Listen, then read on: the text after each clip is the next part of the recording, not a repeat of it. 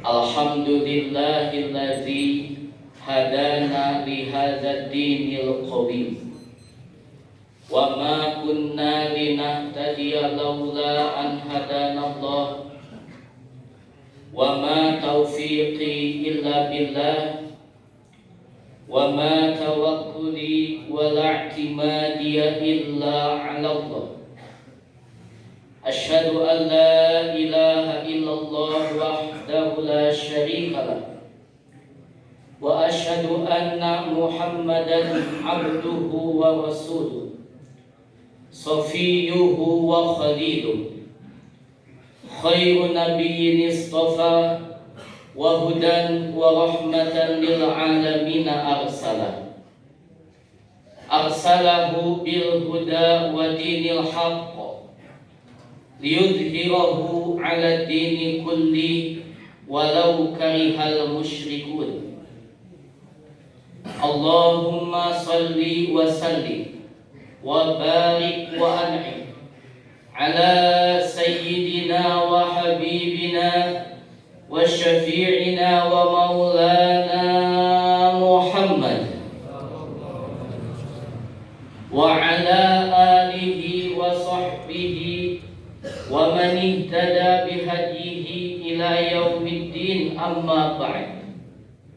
Ibadallah, usikum wa nafsiyal mukhtiyata bi taqwallahi azza wa jalla, wa ahussukum ala ta'atihi wa zikrihi wa istighfarihi wa tilawatil Qur'an, wa ahussukum aidan bi kasratis salah wassalam ala rasulillah fi hadzal yaum al-mubarak.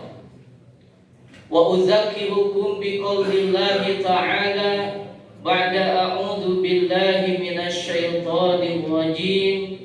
Bismillahirrahmanirrahim. Ya ayyuhalladzina amanu taqullaha wal tanzur nafsum ma qaddamat lighad. Wattaqullah, innallaha khabirum bima ta'malun.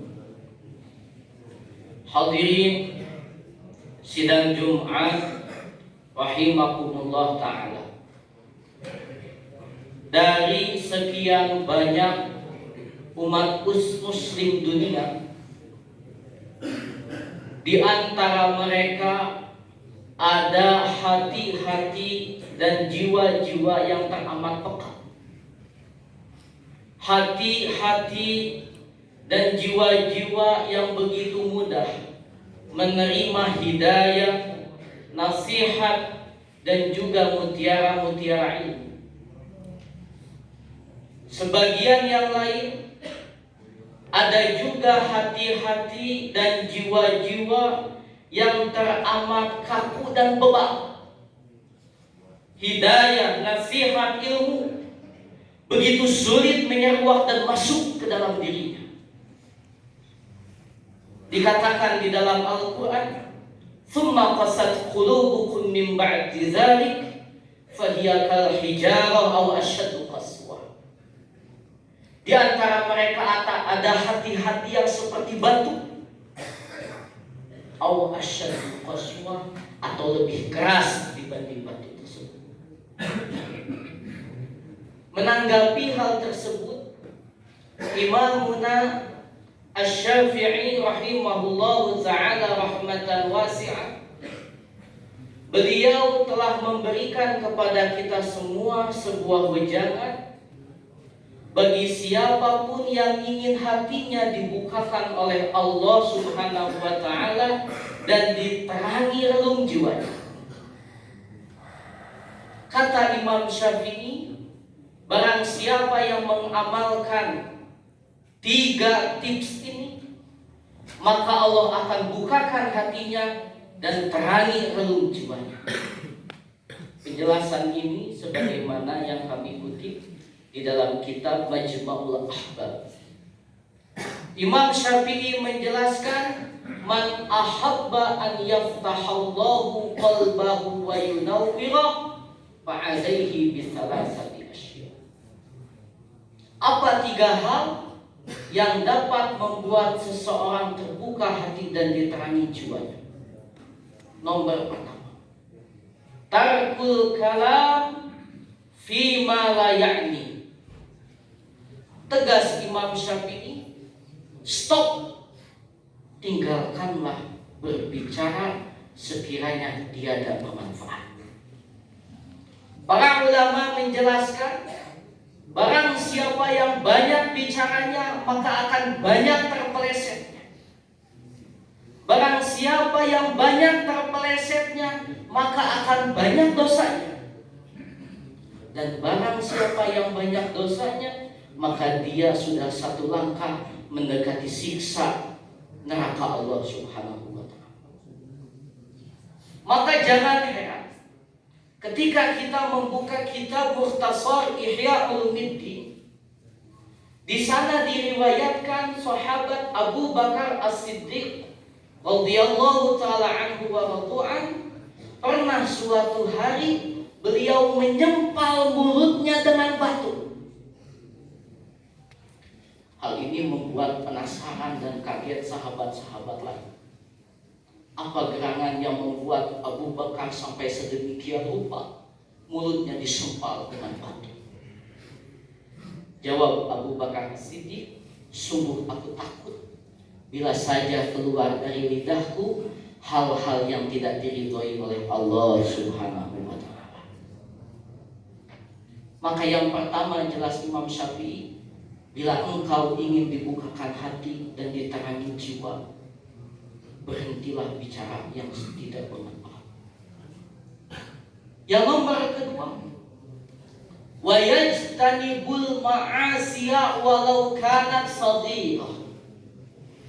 Hendaklah kita senantiasa menjauhi berbagai bentuk dan macam kemaksiatan, sekecil apapun itu. Dikatakan oleh para alim ulama, la saghirata ma'al israr wala kabirata ma'al istighfar. Tidak ada yang disebut dosa kecil kalau itu dilakukan terus berulang. Sebagaimana tidak ada dosa yang besar bila dibarengi dengan istighfar. Hadirin sidang Jumat rahimahumullah ta'ala, berbicara tentang dosa kecil atau maksiat-maksiat yang sederhana, terkadang hal inilah yang menjadikan kita jatuh dan terpeleset di dalam murkanya Allah Subhanahu wa ta'ala.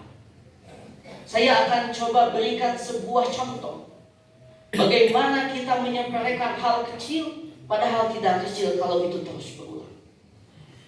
Di dalam fikih dan disepakati oleh para alim ulama bahwa aurat laki-laki adalah bagian di antara pusar dan juga lutut. Itu artinya kalau ada laki-laki terlihat di atas lutut celananya, atau dia tidak memakai baju sama sekali sehingga terlihat di bawah pusarnya, itu adalah satu hal yang termaksud maksiat atau durhaka kepada Allah Subhanahu wa ta'ala. Terkadang kita tidak sadar akan hal tersebut. Kita sedang bersantai menikmati angin sepoi-sepoi dengan pakaian yang begitu minim, laki-laki, tapi itu tidak disenangi oleh Allah. Hati-hati, kata Imam Syafi'i, jauhi dosa sekecil apapun, karena itu akan menutup hati dan mengeraskannya.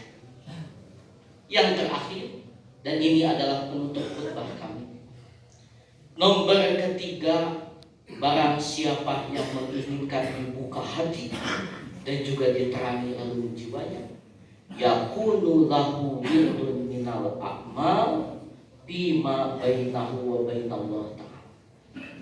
Hendaklah dia memiliki sebuah amalan, dia memiliki sebuah rutinitas kebaikan yang mana tidak diketahui hanya antara dia dan juga Allah Subhanahu wa ta'ala.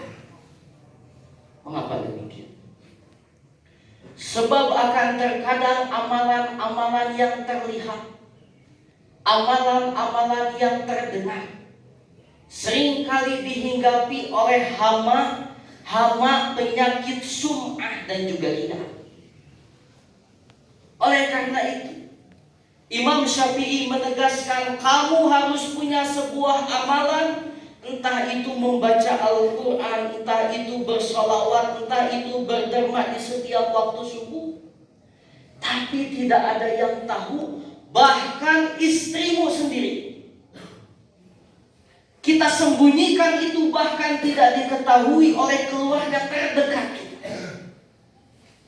Sehingga di hari akhirat nanti, kalau saja amal yang satu ternyata tidak sampai, amal yang lain ternyata tidak cukup, begitupun amal-amal soleh yang lain-lainnya ternyata tidak diterima oleh Allah Subhanahu wa Ta'ala. Wirid yang kontinu ini adalah jurus pamungkas, karena tidak dikenai oleh hama apapun, hanya antara kita dan juga Allah Subhanahu wa Ta'ala. Begitulah pungkas Imam Syafi'i, dikutip di dalam kitab Majma'ul Ahbab juz 2 halaman 291. Barang siapa yang menginginkan dibuka hati dan diterangi relung jiwa, hendaklah dia laksanakan 3 hal. Hentikan bicara yang tidak bermanfaat, jauhi maksiat sekecil apapun, dan hendaklah dia punya amal soleh yang kontinu, tidak diketahui oleh siapapun, hanya antara dirinya dengan Allah Subhanahu wa Ta'ala. Mudah-mudahan khutbah singkat ini menjadi bermanfaat bagi kita semua. Barakallahu li wa lakum bil Qur'anil Karim wa nafa'ana bihi wa iyyakum bima fihi minal ayati wa dzikril hakim wa taqabbala minni wa minkum tilawatahu innahu huwas samiul basir.